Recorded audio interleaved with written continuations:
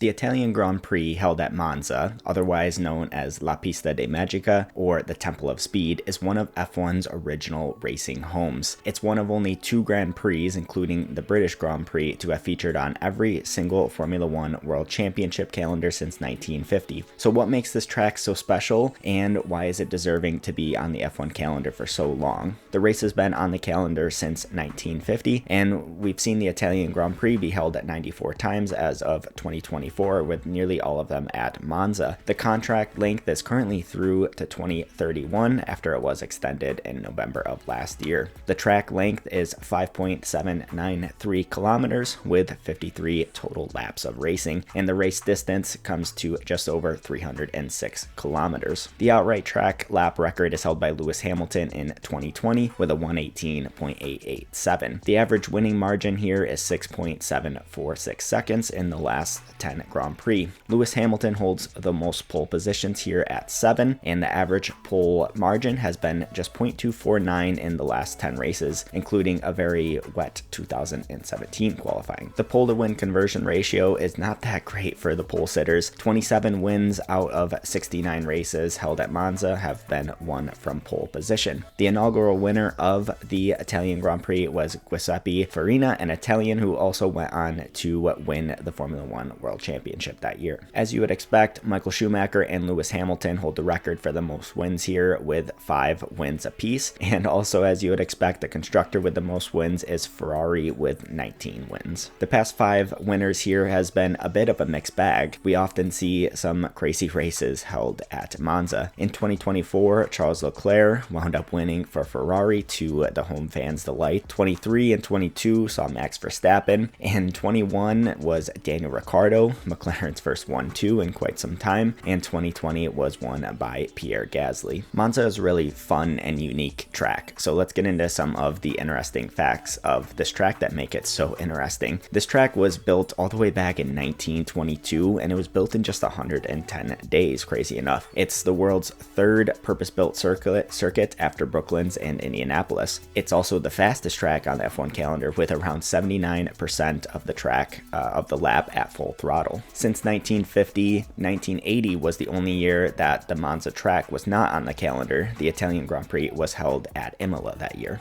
We often see a lot of extremes at Monza. The largest pole margin at Monza came in 1960 when Phil Hill set the pace by 1.9 seconds. The smallest pole margin here was in 2006 when Kimi Räikkönen took pole from McLaren by just 0.002 seconds. We've also seen the smallest win margin at the circuit in 1971 when Peter Gethin won by just 0.01 seconds, the smallest win margin in any F1 Grand Prix. It's also been given a fun nickname as the Temple of Speed due to the high speed nature of the track with the very long straights. Speaking of those straights, they create some really great overtaking opportunities, the best one being at turn 1. After the main straight with a long DRS section, it goes into a tight chicane at turn 1 and creates some great opportunities for overtaking and some incidents like we've seen with Hamilton and Verstappen in 2021 when they collided. Turn 11 into the Parabolica is also another decent opportunity after another DRS straight. However, it's a bit less popular because there's a good chance you'll just end up getting passed on the main straight into turn 1 after passing at the Parabolica.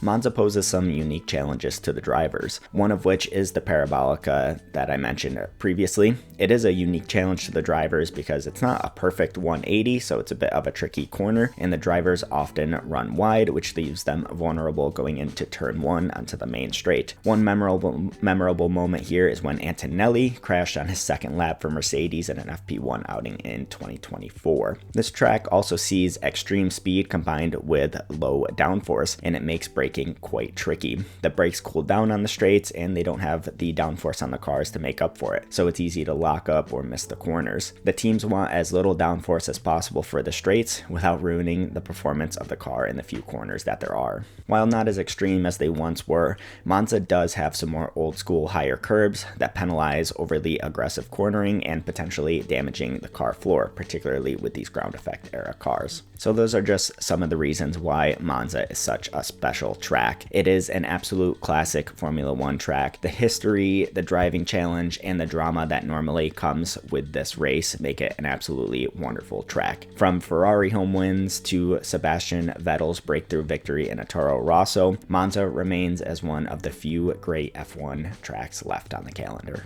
If you like this video, please give it a like and hit that subscribe button. It lets me know that you want to see more of this content. It means a lot to me. So thank you all for tuning in, and I'll see you in the next one.